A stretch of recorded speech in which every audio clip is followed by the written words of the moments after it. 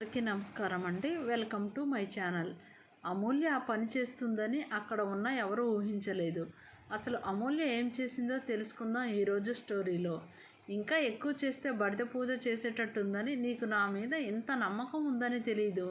ముక్కు ఎగబీలుస్తూ లోపల ఉన్న చైన్ బయటికి తీసి వాటికి ఉన్న 2 సూత్రాలను చూపిస్తూ, బాగా చూడు, మాకు కాస్త సాంప్రదాయం తెలుసు ఉక్రోషంగా అంది. అబ్బో, సాంప్రదాయం తెలుసు అంట, ముగ్గురితో కాపురం చేయడం మాత్రం తెలీదు మెల్లగానే అంది రాధ. అయినా అమూల్యకు వినబడింది. అవును మరి, నీ కొడుకు శ్రీరామచంద్రుడు, నేను శూర్పణఖని, అందుకే కాపురం చేయడం లేదు వెటకారంగా అంది. నువ్వు అవునన్నా కాదన్నా నా కొడుకు శ్రీరామచంద్రుడే అంది రాధ. ఆమె ఏదో అనబోతుండగా, అమి, అత్తయ్యతో అలాగేనా మాట్లాడేది, కోప్పడింది జానకి. నేను ఇప్పుడు ఏమన్నానని మెల్లగా అంది అమూల్య. ఇక మాట్లాడకు అంటూ సూత్రాలకు కుంకుమ పెట్టి, రాధ, దేవుని దగ్గర నల్లపూసలు మెట్టెలు ఉన్నాయి, ఇటు ఇవ్వు అంది జానకి. నల్లపూసలా? ఇవి ఎప్పుడు తెచ్చారు ఆశ్చర్యంగా అడిగింది అమూల్య. నిన్న బట్టలతో పాటు తెచ్చాము అంది. మరి ఇవ్వలేదే? నిన్నే వేసుకునేదాన్నిగా అంది. ఎప్పుడు ఇవ్వాలో నాకు తెలుసు జానకి అంది. నా మెడలో లేవు అని తెలుసుకొని బాగా ప్లాన్ వేశారు. వదిన మరదలకు తెలివి ఎక్కువైంది. దేవుడు ముందు ఏమీ అనలేనని అనుకుంది. మరి మంగళసూత్రాలు తీసుకురాలేదే? దీర్ఘం తీసింది అమూల్య. అముక్త కిసుక్కున నవ్వింది. ఎందుకే పళ్ళు ఇకిలిస్తావు? జానకి కసిరింది. అడుగుతుంటే దాన్ని కసురుతావే అంది అమూల్య. నా కూతురు మీద ఆ మాత్రం నమ్మకం ఉందిలే అంది జానకి. అబ్బో, నా జన్మ ధన్యమైపోయింది చేతులు పైకెత్తి దండం పెడుతూ.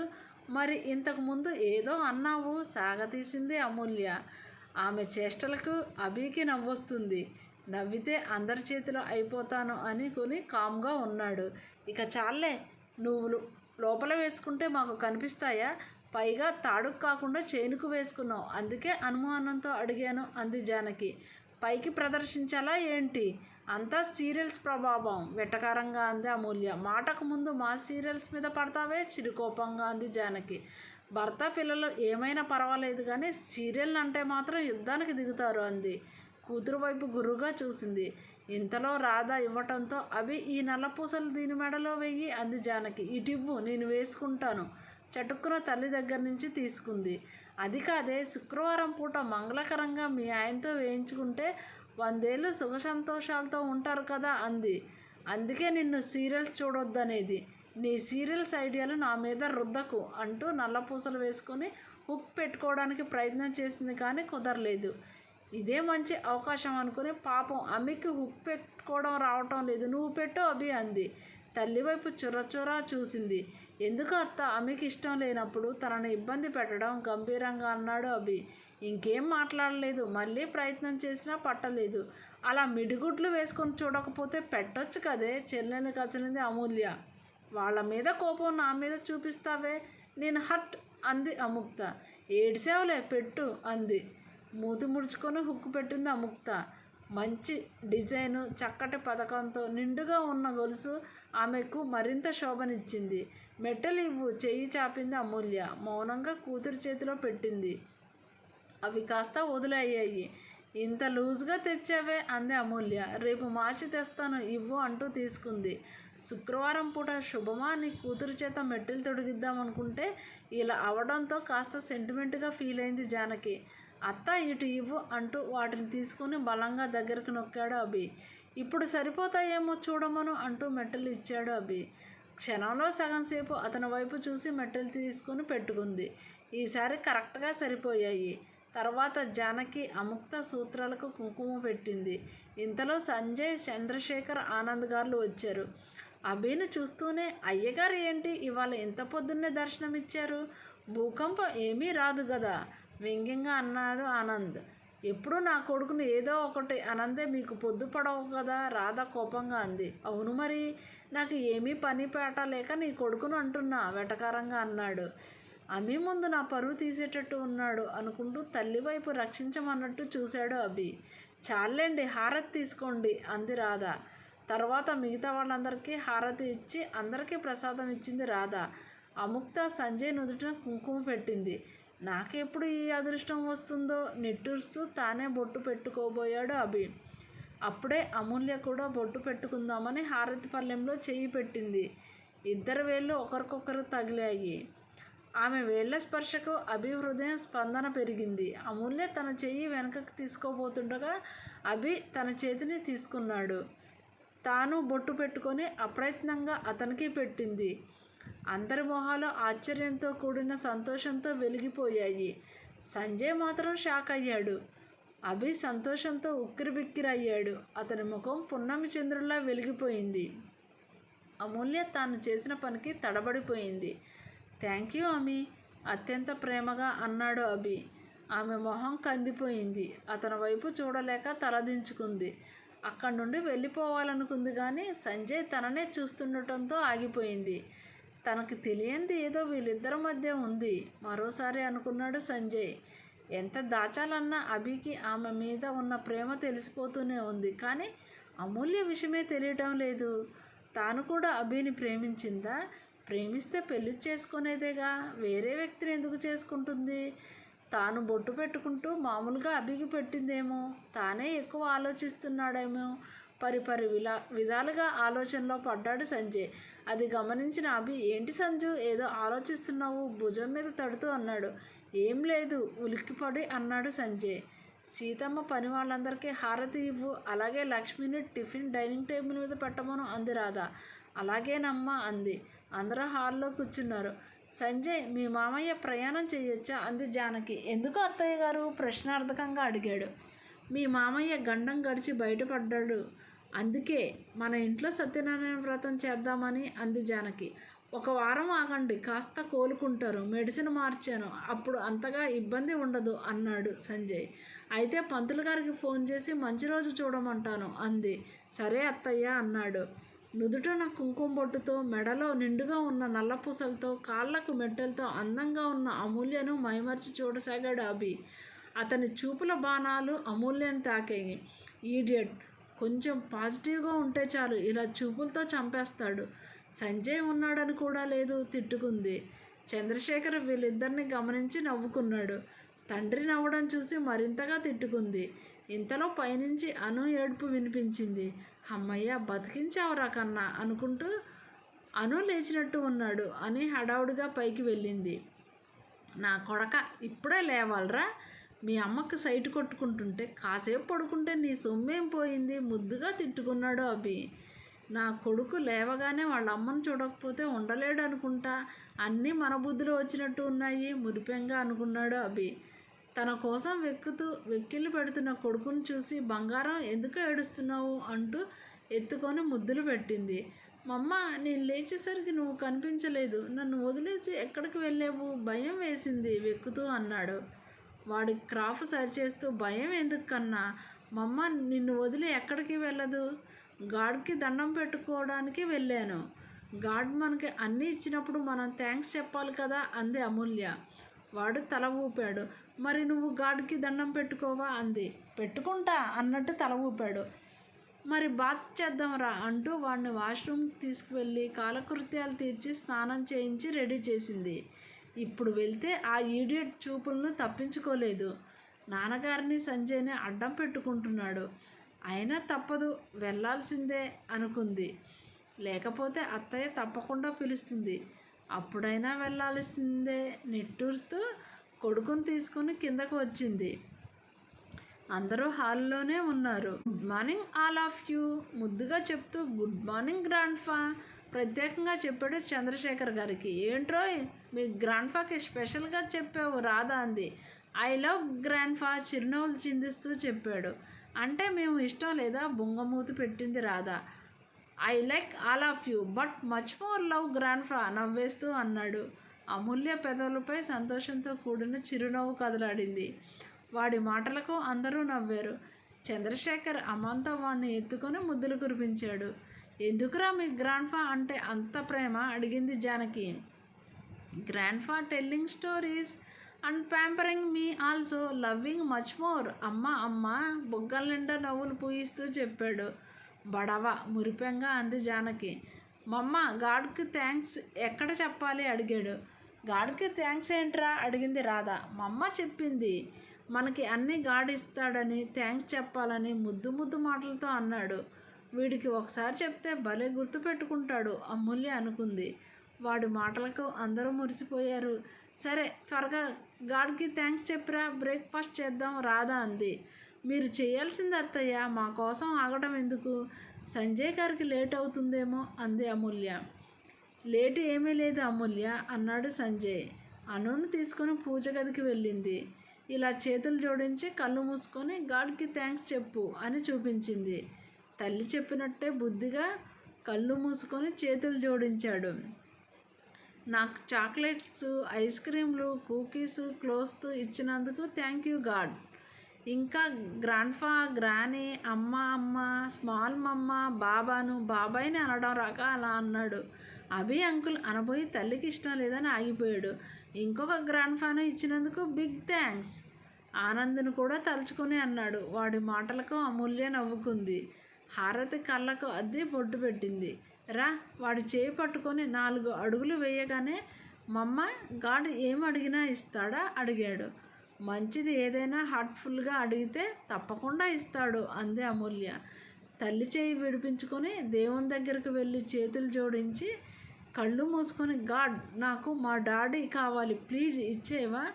మా డాడీ నా దగ్గరికి వస్తే చేతులు విశాలంగా చాపుతూ నీకు ఇంత బిగ్ థ్యాంక్స్ చెప్తా అన్నాడు. వీడు ఏం చేస్తున్నాడా అని చూస్తున్న అమూల్య ఈ మాటలతో షాక్ అయింది. మమ్మ గాడ్ని అడిగాను, డాడీని పంపిస్తాడు కదా చేయి పట్టుకొని ఊపుతూ అన్నాడు. అప్పటిగానే ఆమె స్పృహలోకి రాలేదు. టెల్ మీ, డాడీ వస్తాడు కదా అన్నాడు. తమ మాటలు విన్నారేమోనని కంగారు పడుతూ హాల్లోకి చూసింది. అందరూ మాటల్లో మునిగిపోయారు. ఎవరూ వీళ్ళ వైపు చూడటం లేదు. అమ్మయ్య అనుకుంది. టెల్ మీ మమ్మ మరోసారి అడిగాడు. బాబాయ్ మన కోసమే చూస్తున్నారు, హాస్పిటల్కి వెళ్ళాలి కదా, త్వరగా బ్రేక్ఫాస్ట్ చేద్దాం పదా, గ్రాండ్ఫా నీకు న్యూస్ స్టోరీస్ చెప్తారు వాడి దృష్టిని మళ్లించడానికి అంది. ఆమె ప్రయత్నం ఫలించింది. వాడు హుషారుగా తల ఊపాడు. ఆమె రావటంతో మాట్లాడుతున్న వాళ్ళు ఆపారు. ఏంటక్క అలా ఉన్నావు? వాడిపోయిన మొహంతో ఉన్న ఆమెను కంగారు పడుతూ అడిగింది అముక్త. ఎలా ఉన్నాను? బలవంతంగా నవ్వుతూ అంది అమూల్య. నిజమే, మొహం వాడిపోయి నల్లబడింది. ఇప్పటి వరకు బాగానే ఉందిగా, ఇంతలో ఏమైంది? అందరూ అనుకుంటుండగా గ్రాండ్ఫా మా డాడీ వస్తారు మమ్మ చెప్పింది ఎగురుతూ అన్నాడు వాడు. అదా విషయం అనుకుంటూ అందరూ ఆమె వైపు చూశారు. వాళ్ళ చూపులను తట్టుకోలేక రెప్పలు వాల్చేసింది. సంజయ్ మాత్రం గుడ్ న్యూస్ అమూల్య, మీ వారు ఎప్పుడు వస్తున్నారు ఎగ్జైటింగ్గా అడిగాడు. అభి ఆమె కళ్ళలోకి సూటుగా చూస్తుంటే ఏం చెప్పాలో తెలియక దిక్కులు చూడసాగింది. చెప్పండి, ఎప్పుడు వస్తారు? అది అమూల్య తడబడుతుంటే ఆఫీస్లో బిజీగా ఉన్నారు, పని అవ్వగానే వస్తారని చెప్పావుగా, అది చెప్పడానికి మొహమాట పడతావే అమి ఆనంద్ గారు అంటూ పదండి టిఫిన్ చేద్దాం అన్నారు. ఆయన అలా చెప్పగానే అమూల్యలో అపరాధ భావం తలెత్తింది. సంజయ్, అభి, ఆనంద్ గారు తప్ప మిగిలిన వాళ్ళు ఒక చూపు చూశారు ఆమెను. వామ్మో, ఆ చూపులేంటో అనుకుంటూ మౌనంగా వాళ్ళను అనుసరించింది. ఇక్కడ కూర్చో అక్క, తనకు అభికి మధ్య ఖాళీగా ఉన్న కుర్చీ చూపిస్తూ అంది అముక్త. ఇక అమూల్య అభి పక్కన కూర్చోక తప్పలేదు. అముక్తకు అటుపక్కన సంజయ్, చంద్రశేఖర్ గారు అలా అందరూ వరుసగా కూర్చున్నారు. రాధా నువ్వు కూర్చో, నేను వడ్డిస్తాను జానకి అంది. పర్వాలేదు వదిన అంటుండగా మీరు కూర్చోండమ్మా, సీతమ్మ వడ్డిస్తుందిరే చంద్రశేఖర్ అన్నారు. వాళ్ళు కూర్చున్నారు. సీతమ్మ వడ్డించింది. ఏంటమ్మా ఎప్పుడు చూసినా ఇడ్లీలు, మొలకెత్తిన గింజలు, పళ్ళ ముక్కలు పెడతావు, అలాంటిది ఈ మధ్య 3-4 రకాల టిఫిన్లు చేస్తున్నావు. ఈ రోజైతే మరిన్ని చేసావు. ఇడ్లీతో పాటు ఉప్మా, పెసరట్టు, గారెలు, పూరీలు, చక్కెర పొంగలి, చట్నీ, కుర్మా అన్నీ చూస్తూ హుషారుగా అన్నాడు అభి. మామయ్య వాళ్ళు ఉన్నారు కదరా, పైగా సంజు కూడా వచ్చాడు. ఈరోజు శ్రావణ శుక్రవారం, దేవునికి నైవేద్యంగా చేశాను లేరా అంది రాధ. మామయ్య ఇవి తినకూడదని తెలుసు, నీ కోడలు వచ్చిందని చేస్తున్నావులే. నాకు నాన్నకైతే 4 ఇడ్లీలు, కొన్ని గింజలు, పళ్ళ ముక్కలు ముఖాన కొడతావు గురుగా చూస్తూ అన్నాడు అభి. నిజమా అన్నట్టు అత్తవైపు చూసింది అమూల్య. రాధ కళ్ళు ఆర్పింది. అదేమీ లేదులేరా అంది. ఎప్పుడన్నా కాస్త వెరైటీ చేయమంటే ఓపిక లేదు అంటావు. నాకంటే నీకు నీ కోడలు అంటేనే ఎక్కువ ఇష్టమని నాకు తెలుసు మరింత గుర్రుగా అన్నాడు అభి. చిన్నపిల్లాళ్ళ అలిగిన అతన్ని చూసి అందరూ నవ్వారు. అవునరా, అయితే ఏమంటావు? అది ఒక్కతే అంత దూరంలో ఉంటుంది. ఏం తింటుందో ఏమో అని చేస్తున్నాను. నోరు మూసుకొని తినకపోతే ఈరోజు కూడా ఇడ్లీలే పెడతా అంది రాధ బెదిరింపుగా. దెబ్బకు నోరు మూసాడు అభి. అత్తకు తానంటే ఇష్టమని తెలుసు. తాను వెళ్ళిపోవడంతో కోపంగా ఉంది అనుకుంది, కానీ ఇంకా అదే ప్రేమ. అమూల్య కళ్ళు చెమ్మగిల్లాయి. సారీ అత్త, మిమ్మల్ని అందరినీ బాధ పెడుతున్నాను, మనసులోనే క్షమాపణలు చెప్పుకుంది. అభి, నువ్వు పెళ్లి చేసుకుంటే మీ ఆవిడ నీకు కావలసినవన్నీ వండి పెడుతుంది, చేసుకోవచ్చు కదా, సంజయ్ అన్నాడు. టిఫిన్ కోసం పెళ్లి చేసుకోవాలా? దానికంటే మా అమ్మ పెట్టే ఇడ్లీలు తినడం మంచిది, నవ్వుతూ తేల్చేయబోయాడు అభి. సీరియస్గా అడుగుతున్నాను అభి, పెళ్లి చేసుకోవా ఏంటి అన్నాడు సంజయ్. ఈ సంజయ్కి పని పాట లేనట్టుంది, ఎప్పుడు చూడు బావ పెళ్లి మీద పడతాడు, కోపంగా అనుకుంది అమూల్య. నాకు పెళ్ళయింది, మా ఆవిడ నా మీద కోపంతో అలిగి దూరంగా వెళ్ళిపోయింది, ఓరగా అమూల్యను చూస్తూ అన్నాడు అభి. అమూల్య కాల్ చేసేటట్టు అతని వైపు చూసింది. వామ్మో, ఇది చంపేసేటట్టుంది, భయంగా చూపులు తిప్పుకున్నాడు. ఈ మాటలను తమాషాగా తీసుకున్నాడు సంజయ్. పిన్ని, అభికి పెళ్లి చేయరా అన్నాడు. ఎప్పుడూ పెళ్ళి అని మా బావ వెనక పెడతావే, పెళ్లి చేసుకోవాలో లేదో మా బావకు తెలీదా? తానేమన్నా చిన్నపిల్లాడా? సంజయ్ను కసిరింది అముక్త. ఇప్పుడు నేనేమన్నానని ఇంత ఫైర్ అవుతున్నావు అన్నాడు. సంజు, దాని మాటలు పట్టించుకోకు. ఈ సంవత్సరం అభి జంటగా కనిపిస్తాడు, నాది గ్యారంటీ, జానకి అంది. ఆమె ఉద్దేశం అర్థమై అలా జరిగితే ఎంత బాగుండు అనుకున్నారు అందరూ. తల్లి వైపు కస్సుమన్నట్టు చూసింది అమూల్య. నువ్వు ఎలా చూసినా జరిగేది అదే అన్నట్టు చూసింది జానకి. అమూల్య ఏమీ చెయ్యలేక పళ్ళు నూరుకుంది. ఇక మాటలు చాలించి తినండి ఆనంద్ గారు అన్నారు. అమూల్య అనుకు తినిపిస్తుంటే నేను పెడతాన్రా అభి పిలిచాడు. నో, మమ్మ ఫీడ్ మీ అన్నాడు వాడు అలా చెప్పడంతో అభి కొంచెం ఫీల్ అయ్యాడు. పిలుస్తున్నాడుగా వెళ్ళు చంద్రశేఖర్ అన్నాడు. వద్దులే మామయ్య, వాడికి ఇష్టం లేనప్పుడు బలవంతం ఎందుకు, చిన్నబోయిన మొహంతో అన్నాడు అభి. అభి వైపు చూసి ఏమనుకున్నాడో. ఫీడ్ మీ అంటూ నోరు తెరిచాడు. అభి సంతోషపడుతూ వాడిని తన ఒళ్ళో కూర్చోబెట్టుకొని ఇడ్లీ ముక్క చట్నీలో అద్ది పెట్టాడు. నోట్లో పెట్టగానే బగ్గుమనటంతో మమ్మ వెరీ హాట్ అంటూ ఏడుపు మొదలుపెట్టాడు.